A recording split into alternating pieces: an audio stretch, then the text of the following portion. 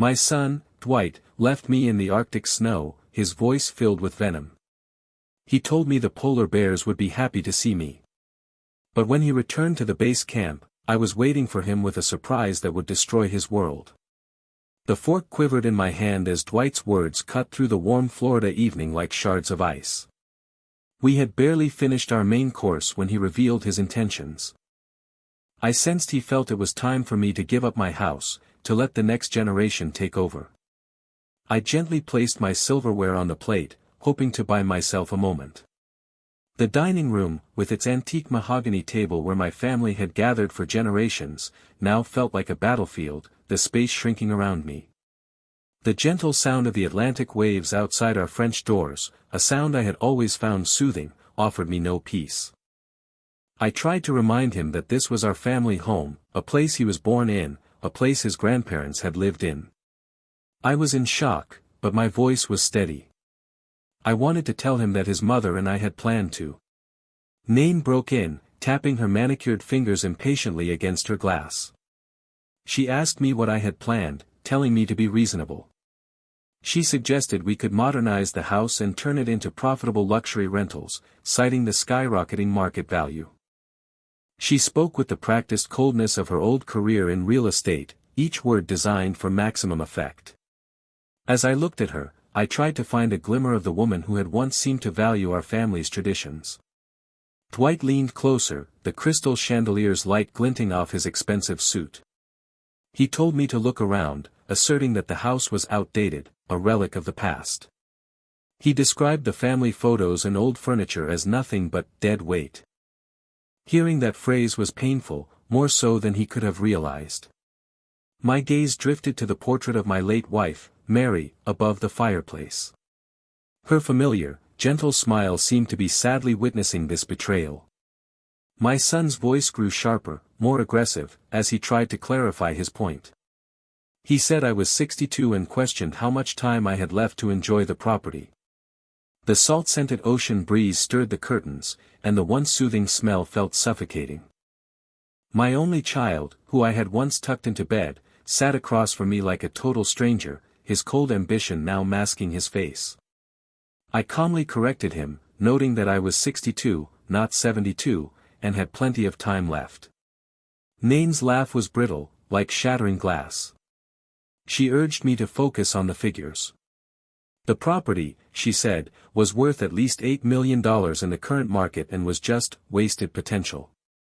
The word wasted made my hands clench into fists under the table. I thought about how this house had raised him, how he had taken his first steps on these very floors, and how his mother and I had read him bedtime stories in the library upstairs. He told me to be honest. He paused, and a chilling look came into his eyes, a look that filled me with dread. I realized he was wishing for my death. The words hung in the air, a poisonous silence. Unable to stop myself, I slammed my fist on the table, making the china rattle and wine spill from the glasses. The chandelier above us swayed. A heavy silence descended, as if even the ocean had stopped its rhythm. Nain's eyes were wide with shock, and Dwight was motionless, maybe finally understanding the gravity of what he had said. But the harm was already done. I felt that my son had just expressed a desire for my death. I couldn't bring myself to clean the dining room, so I left the overturned glasses and scattered napkins as proof of the evening's destruction. As I walked up the stairs to my bedroom, each step felt heavier than the last. I couldn't sleep. I walked back and forth on the hardwood floors, my bare feet finding every familiar creak and groan in the old wood. Moonlight filtered through the tall windows, casting everything in silver and shadow, turning my sanctuary into a place that felt strange and cold. A framed photograph from Dwight's 10th birthday sat on my nightstand. My fingers trembled as I picked it up, looking at the boy's gap-toothed smile. He had once said this house was the most magical place on earth. I recalled how he had whispered that he would never leave this house, that it was the best place in the whole world and that we would live here forever. I wondered how that bright-eyed boy had become the cold stranger across the table from me tonight. My thumb traced the glass, and I remembered how he had proudly shown his friends the secret passages and hidden alcoves of our Victorian mansion during his birthday party. The house seemed to wrap around me, playing its familiar nightly symphony of sounds, the gentle creaking of old timber, the whisper of the wind through the eaves, and the distant rhythm of the waves. These sounds had brought me comfort through 35 years of marriage to Mary, through raising our son, and through the lonely years after her death. I walked over to Mary's vanity. Her silver brush set still lay there, catching the moonlight like frozen starlight.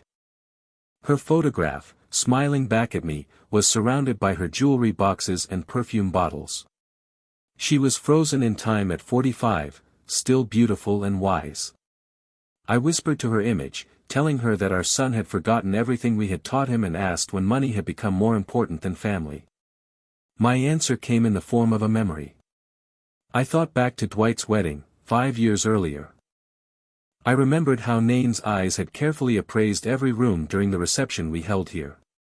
She had asked very specific questions about the property's value and the cost of upkeep. I realized she had been calculating our worth from the beginning. After their marriage, Dwight's visits began to change.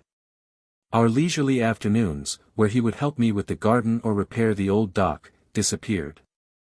Instead, he would arrive with a notebook, measuring areas, taking pictures, and talking about upgrades that would make the property more appealing to prospective buyers.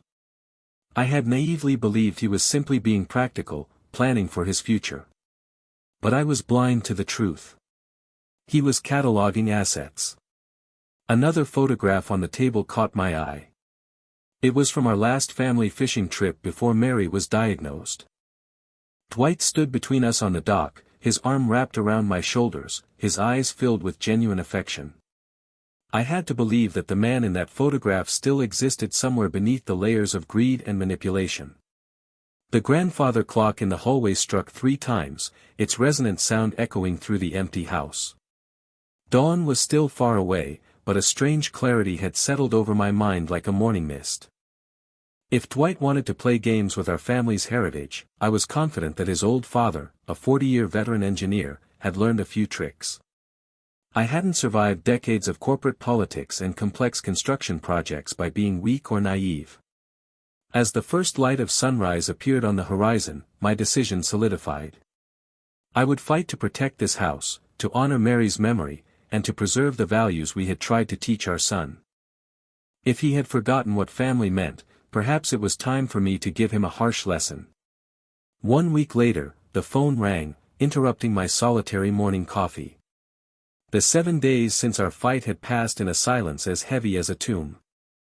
There were no calls, no texts, and no unexpected visits from Dwight or Nain. I had kept up my usual routine of walking on the beach in the mornings, taking care of Mary's rose garden, and doing small repair projects around the house. Yet, each activity felt empty, a habit I went through while my mind struggled with the growing distance between my son and me.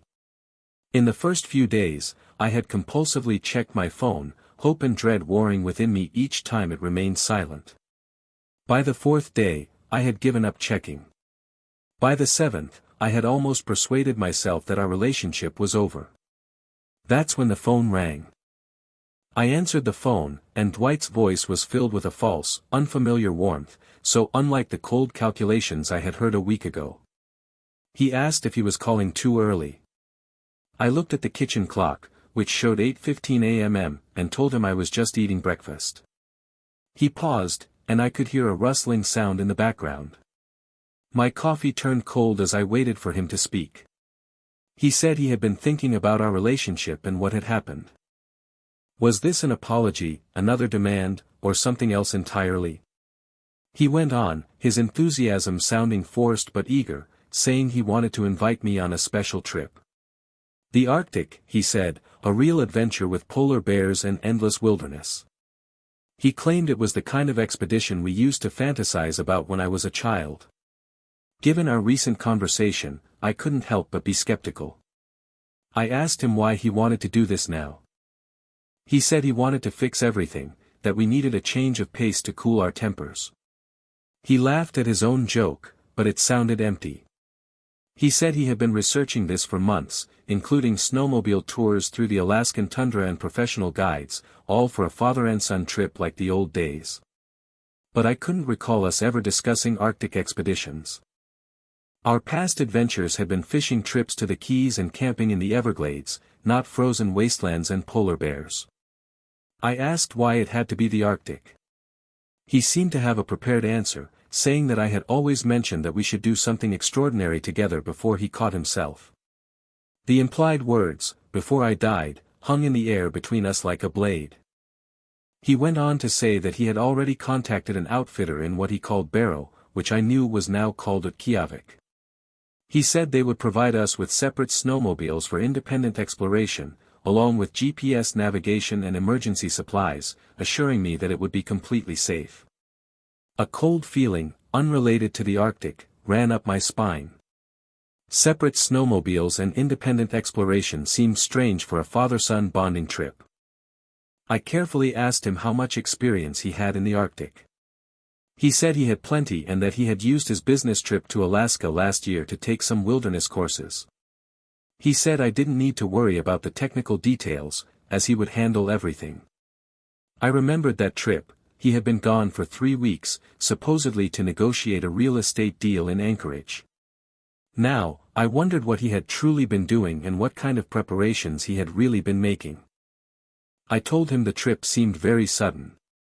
He replied that life was short, perhaps shorter than we sometimes think, with that same ominous tone. He said he could arrange everything within the week, and all I needed to do was pack some warm clothes and my sense of adventure. I looked out the kitchen window at the swaying palm trees, trying to reconcile the warmth of my Florida world with the deep chill he was proposing. The contrast felt symbolic, Florida's life-giving warmth against the Arctic's deadly cold. I asked what Nain thought of the plan. He said she was all for it, saying it was exactly what we needed to reconnect as a family. He claimed she might even join us for part of the trip. That was all the confirmation I needed. I knew Nain would never willingly go to the Arctic unless there was a significant financial gain. This wasn't about us reconnecting. It was something else entirely. But what choice did I have? If I said no, I would never know his true intentions. If I accepted, I might be walking into a trap, but at least I would face it with my eyes open. I finally agreed to go. "Really, Dad?" he said, his voice full of feigned excitement. He said he would start making the arrangements right away and that it would be an incredible trip with just the two of us and the most beautiful wilderness on Earth. I thought to myself that it was the most isolated wilderness on Earth, but I kept my thoughts to myself.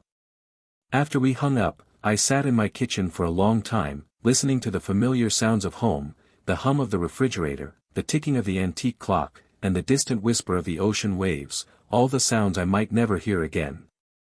For 3 days, I had turned my kitchen table into a command center. Arctic survival manuals, weather reports, and equipment catalogs were strewn about, their pages marked with notes I had carefully made, thanks to my engineering background. I knew that every detail was crucial when going into one of the most unforgiving places on Earth. Dwight arrived that Thursday morning, his enthusiasm almost manic. He spread out travel brochures on top of my notes like a conquering general. He had found what he called the perfect agency, run by Melissa Crane, who specialized in Arctic expeditions. He said she would handle everything. Her downtown office had a professional polish, with awards and certificates covering the walls and detailed maps of Alaska dominating an entire section. Melissa herself seemed very competent, her weathered face showing that she had real wilderness experience. She began by emphasizing the dangers involved, sliding liability waivers across her mahogany desk. She explained that Arctic conditions are unlike anything most people experience, with the weather changing in minutes, temperatures dropping to lethal levels, and rescue becoming impossible during storms. Dwight waved his hand dismissively. He insisted that we were not novices, pointing to the 3 weeks he had spent in Alaska learning the ropes. He said we needed separate snowmobiles for freedom of movement and did not need to be babysat. I studied the route he had chosen, noticing that it led deep into the uninhabited tundra. I asked about safety protocols and emergency procedures. He told me not to worry, saying that GPS navigators would track our every move and each machine would have its own communication system. His smile didn't reach his eyes. He said I just had to trust him and that he knew all the ins and outs. Melissa's expression grew more concerned. She insisted on giving us a complete safety briefing before we left, saying it was a matter of life and death. Dwight signed the documents carelessly, agreeing to whatever she wanted, but I noticed he didn't read the fine print or ask about the technical specifications I had spent days studying. For someone who claimed to have Arctic expertise, he showed very little interest in the safety details. Later, at a sporting goods store, his lack of knowledge was even more obvious. He simply grabbed the most expensive gear without checking the specifications, while I compared insulation ratings and battery life for emergency equipment. He told me I was overthinking it and picked up a GPS device without even looking at its features, saying we would be fine with basic equipment. The salesman, a grizzled outdoorsman named Jake, disagreed, warning us that basic equipment could get us killed in the Arctic. He said we needed redundant systems, backup GPS, emergency beacons, and survival shelters. I latched onto the term emergency beacons with my engineer's mind. Jake explained that they were SOS transmitters built into most modern snowmobiles and that a red button could send coordinates to rescue services for 72 hours straight. Dwight was already heading toward the checkout, barely listening, but I filed away every detail like blueprints in my memory. That evening, we looked over the final plan for our trip. Our route would take us 40 miles from the base camp into the pristine wilderness. Dwight said it was far enough for us to see spectacular wildlife but still close enough to be safe. Perfect isolation, he muttered, studying the map with a look of satisfaction that sent a shiver down my spine. I feigned excitement while silently calculating distances and rescue times. I knew that if something went wrong in that remote area, help could be hours away, or even longer if the weather turned bad. I asked him what exactly had happened on his previous trip. He looked up at me sharply and asked what I meant. I pointed out that he had mentioned his Alaska experience several times but had never given me any specific details. I asked him about the company he had used and the routes he had taken on his previous trip. His answer came back too quickly and too smoothly, saying it was a different, smaller operation that had since gone out of business. He added that this time, our trip would be much better organized. I gave him a small smile and nodded, but in my mind, I doubted that the previous trip had ever happened. The day we were scheduled to leave, Florida was its usual 77 degrees and humid, making my luggage feel even heavier. I had packed meticulously, bringing extra batteries for all my electronics and emergency supplies, which Dwight had called useless weight. The taxi ride to Miami International Airport was strange, with palm trees and tropical plants flying by the window as I thought about our destination. Dwight talked excitedly about taking photos of the wildlife, showing me pictures of polar bears and Arctic foxes on his smartphone. He said that this trip would be incredible, with just the two of us in the most beautiful wilderness on Earth. 8 hours and 2 flights later, our plane descended through a layer of gray clouds toward Anchorage. The land below was completely different from Florida. There were no green lawns or swimming pools, only endless stretches of white snow with patches of dark rock. When we got off the plane, the negative 15-degree temperature was a physical shock to my skin, which was used to the subtropical heat. My breath made clouds in the dry air, and the cold seemed to go through all my layers of clothing. Despite my uneasiness, I was truly amazed. I had never seen so much white, and it felt like another planet. Dwight seemed to be handling the cold better, though I did see him pull his coat tighter. He told me to wait until we got to Barrow, saying this was nothing compared to the true Arctic conditions. The next flight took us even farther north over an increasingly desolate landscape. Mountains gave way to flat tundra, and then the world became a uniform white, so bright it was difficult to look at. There were no roads, no buildings, and no signs of humanity for hundreds of miles. Barrow, which I knew was now called Utqiagvik, appeared from the wilderness as if from a survival movie. Low buildings were huddled together against the harsh environment, their windows glowing warmly in the perpetual twilight of the Arctic spring. Our guide, Elmer Croft, a weathered man in his 50s, met us at the small airport. His quiet authority and every movement showed he was an expert at keeping people alive in impossible conditions. His handshake was like gripping steel. He told us that nature in the Arctic doesn't forgive mistakes. Dwight stood up straighter, defensively saying that we weren't novices and that he had been there before. Elmer raised his eyebrows slightly and asked which company he had used. Dwight gave his usual smooth response, saying it was a smaller company that had since gone out of business.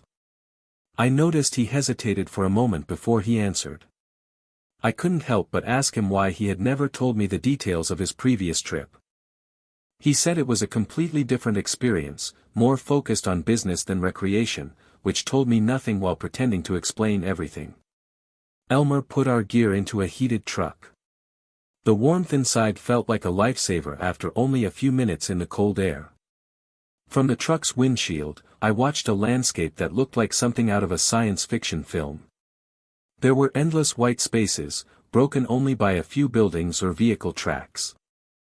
Elmer checked his dashboard display and announced that the temperature was a steady -31 degrees, which was actually mild for this time of year. I tried to understand how that could be considered mild, all while feeling the cold seeping through the insulated walls and heated air of the truck. The base camp was a collection of connected buildings created for survival, not for comfort. They had thick walls, triple-paned windows, and a constantly humming heating system that fought against the cold. Everything was built to withstand conditions that could kill a person in minutes. As he showed us our living quarters, Elmer announced that the safety briefing would start the next morning at 8 a.m. He said that nobody was allowed to go out without completing the full program on safety protocols, equipment operation, and emergency procedures. Dwight nodded impatiently and started unpacking his expensive gear. I, however, felt a growing respect for this man whose job was to keep tourists alive in such a dangerous environment. I slept fitfully that first night, my body struggling to get used to the strange surroundings. Outside, the wind howled, a sound unlike anything I had heard in Florida. It was not the gentle whisper of an ocean breeze but a deep, primal sound from a world that did not care if humans survived. The next morning brought a strange Arctic dawn. There was no golden sunrise like in Florida, just a gradual brightening that seemed to come from the snow itself. I had slept poorly, my body clock confused by the odd light and the constant hum of the heating system. For breakfast, we ate a hearty meal designed for extreme conditions: dense bread, preserved meats, and coffee so strong it could wake the dead. Dwight seemed rested and eager, practically bouncing in his chair as he talked about the day's agenda. He said he couldn't wait to get out there and have some real adventure. Elmer's briefing room felt like a classroom dedicated to survival. Charts of weather patterns, equipment diagrams, and emergency procedures were carefully mapped out on every wall. Outside the windows, a group of snowmobiles stood ready, their bright colors standing out against the white landscape. Elmer welcomed us to Arctic Survival 101, his voice full of absolute authority. He said that what he was about to tell us was not just theory but the difference between returning home alive and becoming another statistic. He began with the machines, explaining every control in great detail. He covered everything from throttle response in the extreme cold to fuel consumption rates and engine warming procedures. I absorbed all the technical information eagerly while Dwight fidgeted impatiently. Elmer went on to describe the standard safety features, pointing to a red button on the dashboard. He explained that it was our lifeline, an SOS transmitter. Pushing it would activate a distress beacon that would broadcast our exact location for 72 hours. My engineering instincts kicked in, and I leaned forward to ask how accurate the location was. He said the GPS was accurate to within 3 meters, so rescue services could walk directly to us. He then became serious and warned that the transmission range could be affected by the weather. He said that we would be golden with clear skies but that a blizzard could interfere with satellite communication. Dwight barely glanced at the demonstration, saying that we were not children. Elmer's voice grew sharper, warning him that overconfidence had killed more experienced outdoorsmen than a lack of knowledge and that this environment did not care about his previous experience. But Dwight had already lost interest. He was studying the route maps with the intensity of a general planning an invasion. His finger traced a path deep into uninhabited territory, far from the base camp and far from any chance of a quick rescue. He pointed to a remote area marked in red on the charts, saying it was perfect for wildlife photography and completely undisturbed. Elmer warned him that it was advanced territory, beautiful but dangerous, and that the weather could change in minutes. Dwight said that was exactly what we wanted, a real wilderness experience. His smile reminded me of a shark that had sensed blood. Elmer handed out liability waivers and equipment checklists, each document stamped with warnings about the dangers of the Arctic. I read every word carefully, asking questions about technical specifications and emergency procedures. Dwight signed everything with a careless flourish, barely scanning the fine print. During a break, I told him he should listen to the safety details because this isn't like boating in Florida. He told me to relax and that he had been there last year, learning from guides who were much more experienced than Elmer. His dismissive tone had an edge of irritation, but I noticed he couldn't answer my specific questions about the supposed trip, the company, the routes, or the equipment. Each question was met with a vague response and a quick change of subject. Our outdoor practical session made the harsh reality of the Arctic clear. Even with all our protective gear, the cold felt like acid on my exposed skin. My fingers became numb within minutes, even with insulated gloves, and my lungs burned with each breath of the dry air. Elmer watched our snowmobile practice with professional focus, correcting our steering techniques and explaining how the machines acted differently in the extreme cold. I followed his instructions carefully, while Dwight showed off with unnecessary speed and theatrical maneuvers. Elmer called out that it was not about impressing anyone and that smooth, controlled operation was what kept us alive out there.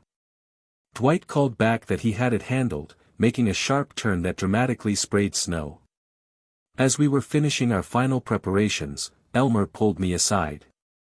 He said my son seemed confident, maybe too confident for someone who claimed to have experience in the Arctic. I nodded, and my own doubts were beginning to solidify. I told him Dwight had always been ambitious, which sometimes affected his judgment. Elmer gestured toward the endless white expanse and said that out there, a single error in judgment could be permanent.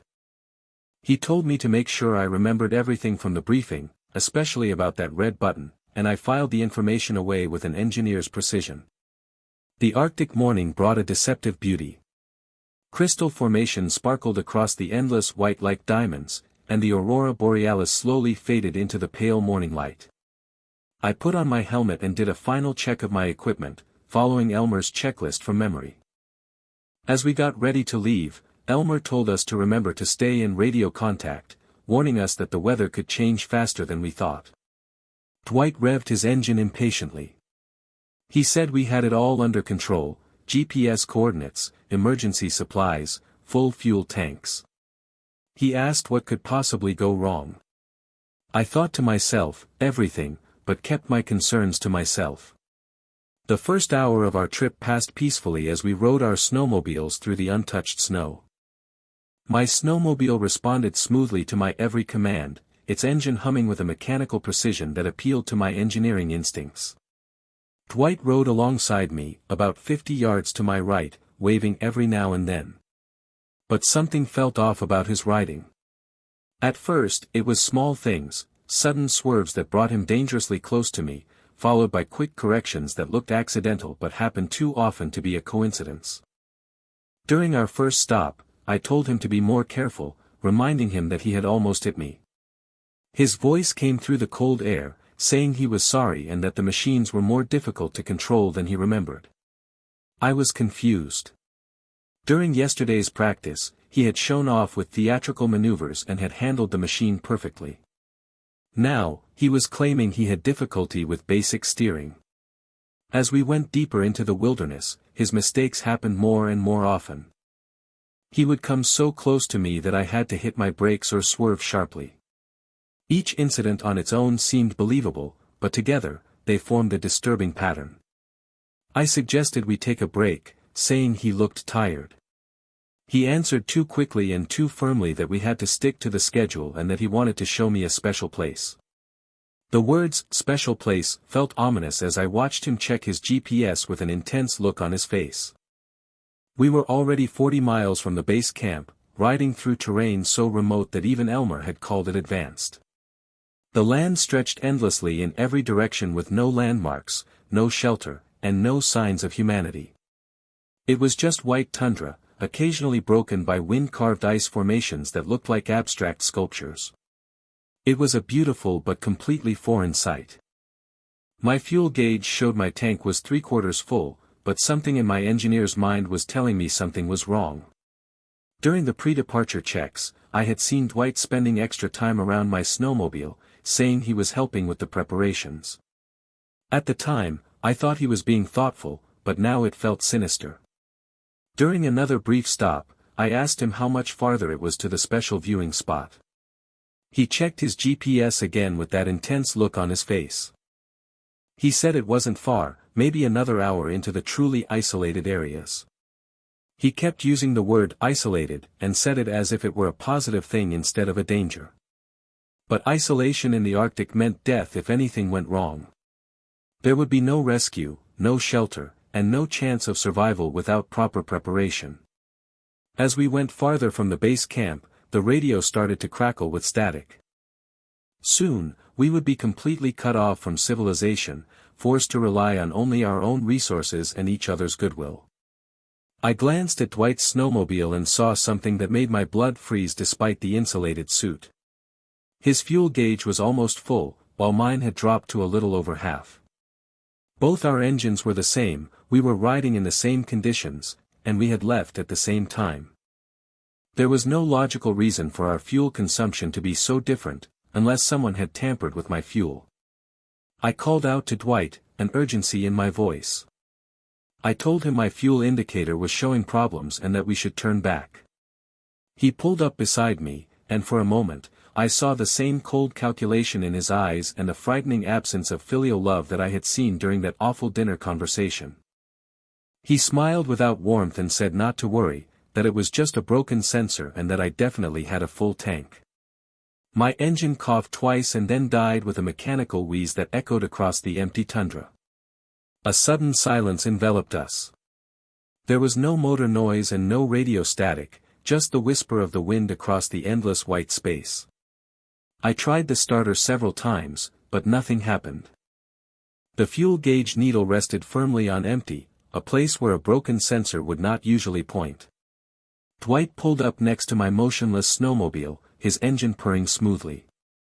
Through his helmet visor, I saw something that chilled me even more than the -31-degree air. He was smiling. I heard his voice clearly in the silence. He called me Daddy, a name he hadn't used since childhood, and told me that it was a shame, but it looked like I would get to meet the polar bears after all. His words were a physical blow to me. His comment about the polar bears echoed his earlier wish at the dinner table that my days would end sooner. I asked him what he was talking about, but even as I spoke, my engineer's mind was quickly figuring out the reality of the situation. We were 43 miles from base camp, the temperature was -31 degrees, and I had no shelter, no fuel, and no radio contact. He continued speaking conversationally, saying that I should have listened more carefully to Melissa's warnings because the Arctic doesn't forgive mistakes. He said that I had made a very serious mistake. My voice sounded strange in the vast emptiness as I asked what mistake I had made. He said my mistake was trusting my loving son. The mask had finally fallen away. There was no more false enthusiasm or pretended affection, just cold, calculating ambition on my child's face. I stared at him through the cold air, watching the clouds of vapor form with each breath, and told him he had sabotaged my fuel. Brilliant deduction, though it took you long enough to figure it out, he revved his engine mockingly. While you were busy studying those boring safety manuals, I was making practical preparations. The betrayal felt surreal, like watching someone else's nightmare. This was my son, the boy I'd taught to ride bicycles, helped with homework, walked down the aisle at his wedding. Now he sat calmly discussing my murder, as if planning a business transaction. The villa isn't worth killing for, Dwight. $8 million says otherwise. His tone remained conversational, almost friendly. Plus, you're old anyway. I'm just accelerating the inevitable. Cold was already penetrating my protective gear, seeking entry through zippers and seams. Without the snowmobile's engine heat, my survival clock had started ticking. In these conditions, exposed humans typically had hours, not days. You won't get away with this. Elmer will ask questions. Tragic accident. Elderly man ventures too far from safety. Runs out of fuel. Succumbs to exposure. Happens all the time in tourist expeditions. Dwight's planning showed terrifying thoroughness. I'll report your disappearance like a distraught son. They'll find your body eventually, probably in spring. He gunned his engine, preparing to leave. No goodbye, no final words, no moment of regret or hesitation. Just business efficiency applied to patricide. Dwight, wait. But he was already moving, snow spraying from his tracks as he accelerated away from my stranded position. His engine noise faded rapidly in the vast silence, leaving me alone with the wind and the approaching specter of death. I watched his distant figure disappear into white infinity, then turned my attention to immediate survival. Panic would kill me faster than cold. My engineering training had taught me systematic problem solving under pressure. First priority, shelter from wind.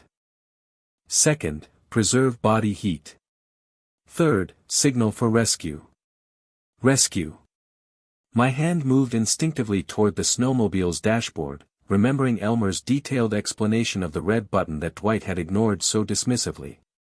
The SOS transmitter. 72 hours of GPS coordinates broadcast directly to emergency services. For the first time since my engine died, I smiled. Dwight's fatal flaw, the same arrogance that had made him dismiss safety protocols, might just save my life. My fingers found the red button exactly where Elmer had demonstrated during yesterday's briefing. Such a small device to hold the difference between life and death. I pressed firmly, feeling the slight depression that activated the emergency beacon. Somewhere overhead, satellites were already receiving my coordinates. 71, 2706 degrees north 156. 786 degrees west, precise to within 3 meters, Elmer had promised. Now I had to survive long enough for that precision to matter. The wind cut through my insulated suit like surgical knives. Without the snowmobile's engine warmth, cold became an aggressive predator rather than mere discomfort. I positioned myself on the leeward side of my dead machine, using its bulk as a windbreak while conserving body heat. Thank you, Elmer, for your thorough briefing, I thought, methodically following survival protocols. Keep moving to maintain circulation, but avoid sweating. Preserve energy for the long wait. Monitor for rescue signals. Time became elastic in the white wilderness. Minutes felt like hours while I stamped my feet and flexed my fingers inside insulated gloves. The silence was profound. No birds, no insects, just wind whispering across endless tundra. Then I heard it. The distant drone of engines growing steadily louder. 2 snowmobiles appeared on the horizon, moving fast and purposefully toward my position. The lead rider wore the distinctive red parka of Base Camp Emergency Services. Behind him, another rescuer pulled a specialized medical sled. Mr. Whitaker. The first man reached me within minutes, his machine skidding to a stop beside my improvised shelter. I'm Vernon Hayes, rescue coordinator. Are you injured? Just cold. My voice came out dry from the air. How did you find me so quickly? Your SOS signal came through perfectly. We had your exact coordinates within seconds. Vernon was already checking my vital signs with professional efficiency. What happened out here? The question I'd been dreading. How do you explain that your only son tried to murder you? My son. He left me without fuel. Vernon's expression shifted from concern to something harder. That's a serious accusation, sir. Abandonment in Arctic conditions is attempted murder under Alaska law. The second rescuer, a woman named Janet Kruger, was preparing medical equipment from her sled. Sir, we need to get you back to base immediately. Early signs of hypothermia are setting in. They worked with practiced efficiency, wrapping me in heated blankets and monitoring my temperature during the journey back. The base camp buildings appeared surprisingly quickly. Rescue response had been faster than I dared hope. Your core temperature dropped to 94 degrees, Janet explained as she supervised my treatment in the medical facility. Another hour out there would have been dangerous. Vernon pulled up a chair beside my recovery bed. Mr. Whitaker, about what happened today. Do you want to file an official report? I considered the implications. Legal charges against my own son, public scandal, family destruction broadcast in court records. But Dwight had crossed a line from greed into attempted murder. Yes, I said finally. I want to file a report. We'll need a detailed statement about the events leading to your abandonment. Vernon's tone remained professionally neutral. Also, our GPS tracking shows your son's snowmobile returning to base camp about 30 minutes ago. 30 minutes. Dwight was probably already celebrating his successful murder, perhaps rehearsing his performance as the grieving son who'd lost his father to a tragic accident. He doesn't know about the SOS system, I realized aloud. What do you mean? He ignored yesterday's safety briefing, signed the waivers without listening. He has no idea that snowmobiles broadcast location data during emergencies. Vernon's expression grew grimmer, so he thinks you're still stranded out there. He thinks I'm dying. The words tasted bitter. He planned this carefully, sabotaged my fuel, led me to a remote location, then abandoned me to exposure. He believes it's the perfect murder. Janet finished her medical checks and stepped back. Mr. Whitaker, you're stable now. The warming protocol worked perfectly. When will I be ready to travel? You can leave the medical bay whenever you feel strong enough, though I'd recommend rest before any strenuous activity. Vernon stood up, his hand resting on his radio. Mr. Whitaker, your son doesn't know you've been rescued yet. Would you like to be present when we confront him with the evidence? Janet finished checking my vital signs with professional efficiency. Her instruments confirmed what my body already knew. I would survive. The frostbite on my fingertips remained minor. Circulation had returned to normal, and my core temperature had stabilized at 97 degrees. Remarkable recovery, Mr. Whitaker. She packed away her medical equipment with satisfied precision. Another hour in those conditions would have been critical. Vernon pulled his chair closer, his expression grave with official concern. Sir, we need to discuss next steps. Your son committed attempted murder under Alaska law. Abandonment in Arctic conditions with intent to cause death. That's a serious felony. I stared at the ceiling tiles, processing the weight of legal terminology applied to my own child. What would happen if we pressed charges? Investigation, arrest warrant, extradition to Alaska for trial. Given the GPS evidence and rescue service testimony, conviction would be virtually certain. Vernon's tone remained professionally neutral, 25 years minimum sentence. 25 years. Dwight would emerge from prison an old man, his life destroyed by his own greed. Part of me craved that justice, but another part, the father who had once taught him to ride bicycles, hesitated. Give me time to think. This is complex. Of course, but Mr. Whitaker, there's something else you should consider. Vernon leaned forward conspiratorially. Your son doesn't know you survived. He thinks his plan worked perfectly. The implications crystallized in my engineer's mind like ice forming on glass. Dwight would return expecting condolences and inheritance discussions. He'd walk into base camp confident in his successful murder, completely unprepared for the impossible reality of my survival. When do you expect him back? Vernon checked his watch. Radio contact suggests approximately 2 hours. He's taking his time, probably crafting his story about searching for rescue help. 2 hours to prepare the most devastating confrontation of my son's life.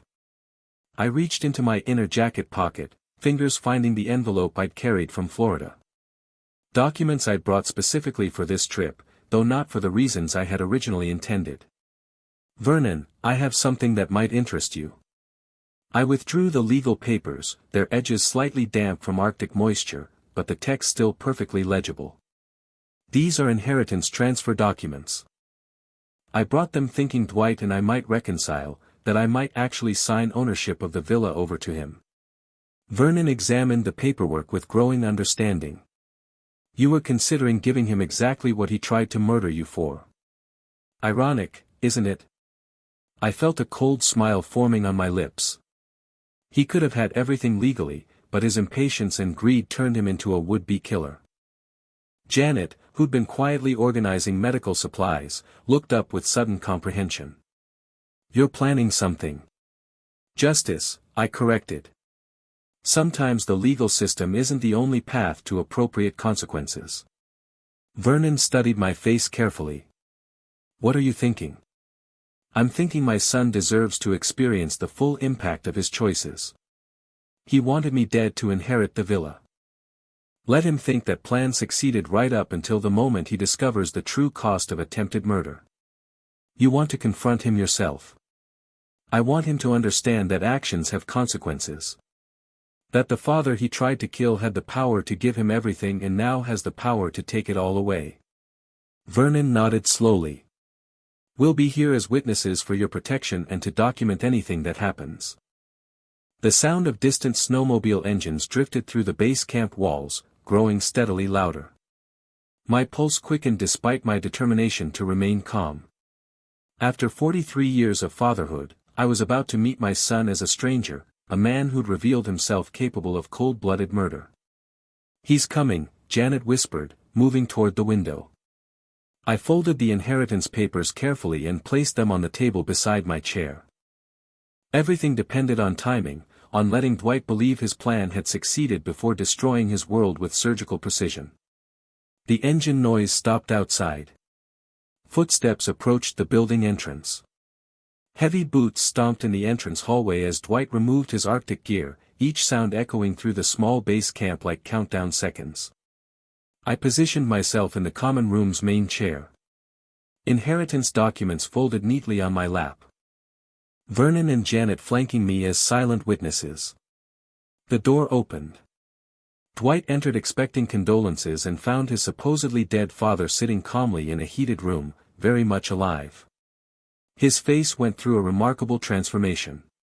Confusion, disbelief, then raw panic as reality crashed against his assumptions. Dad. The word exploded from his throat like a physical wound. How? How did you get here? Hello, son. My voice carried the steady calm of an engineer discussing technical specifications. I have a surprise for you. But you, the snowmobile, you ran out of fuel. His hands trembled as his mind struggled to process the impossible. I went to get help.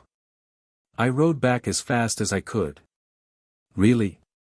Is that what happened? I held up the folded documents, watching his eyes lock onto them like a predator spotting prey. Well, regardless of your heroic rescue attempts, I'm here now.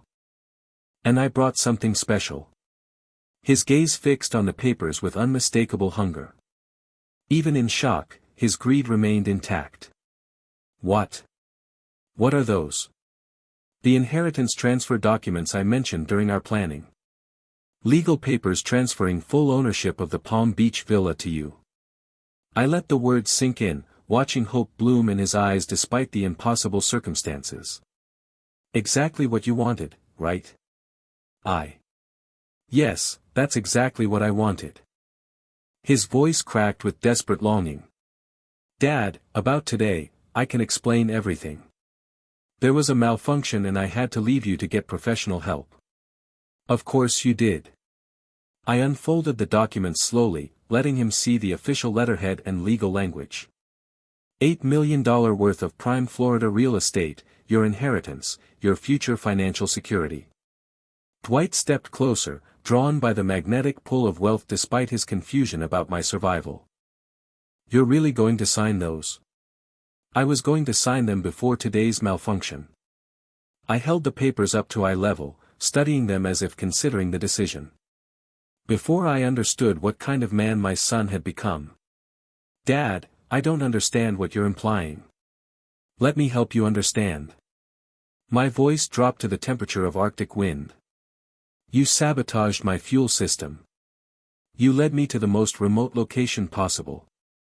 You abandoned me to die of exposure so you could inherit this villa without waiting for natural causes. His face went white as fresh snow. That's insane. I would never. The GPS tracking data shows your snowmobile stationary beside mine for the exact period when my engine failed. Rescue services have precise coordinates and timestamps. Vernon's professional voice cut through Dwight's stammering denials. The evidence is conclusive.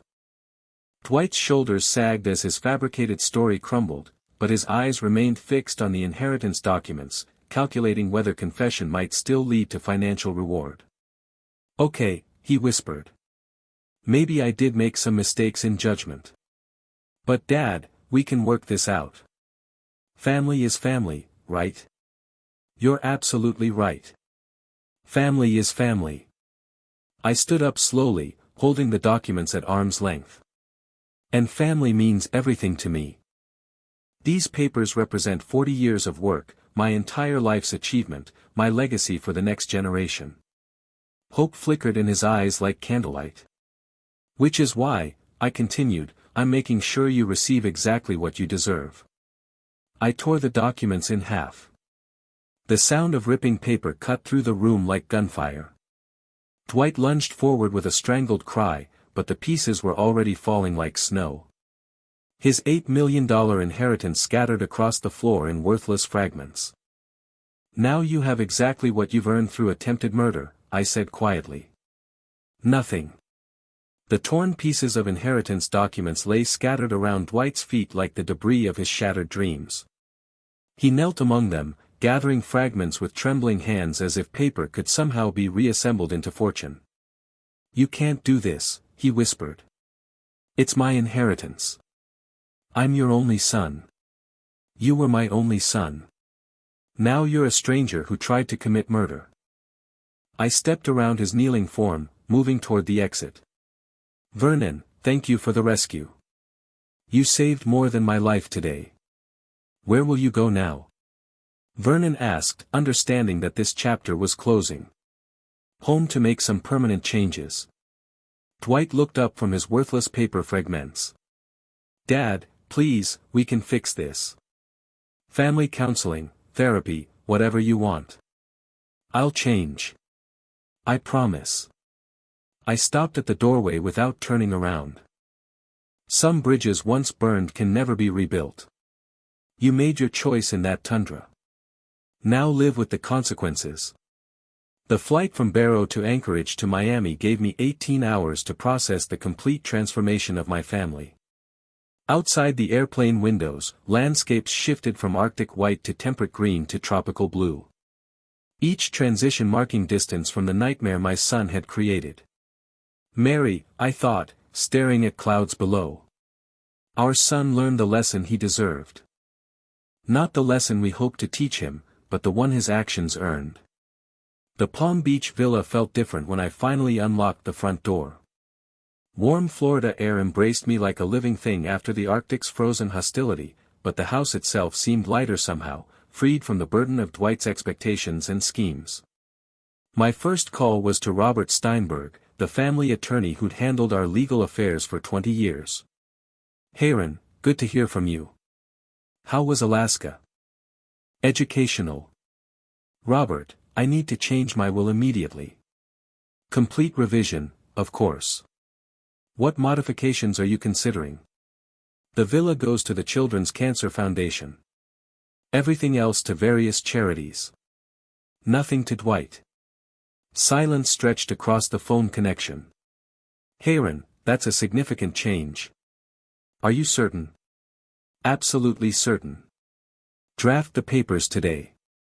I'll sign them tomorrow. May I ask what prompted this decision? My son tried to murder me for the inheritance. I survived. He didn't get what he wanted, and now he never will. 3 weeks later, the legal documentation was complete and filed with the county clerk's office. The villa that Dwight had been willing to kill for would instead provide treatment for children fighting for their lives, a legacy that honored Mary's memory instead of rewarding her son's betrayal. I never heard from Dwight again. No calls, no letters, no attempts at reconciliation. Perhaps he finally understood that some lines once crossed eliminate all possibility of return.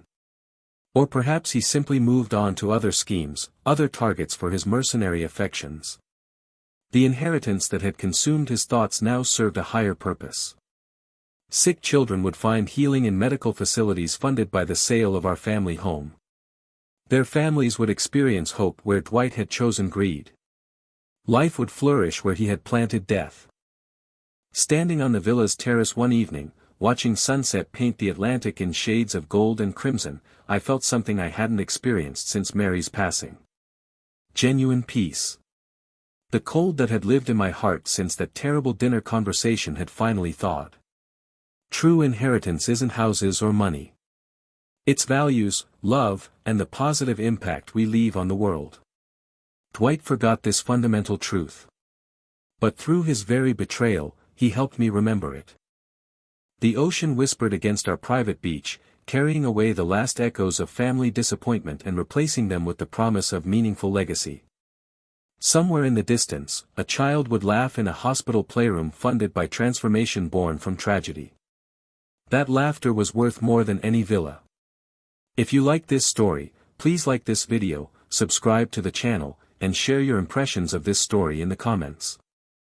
To listen to the next story, click on the box on the left. Thank you for watching.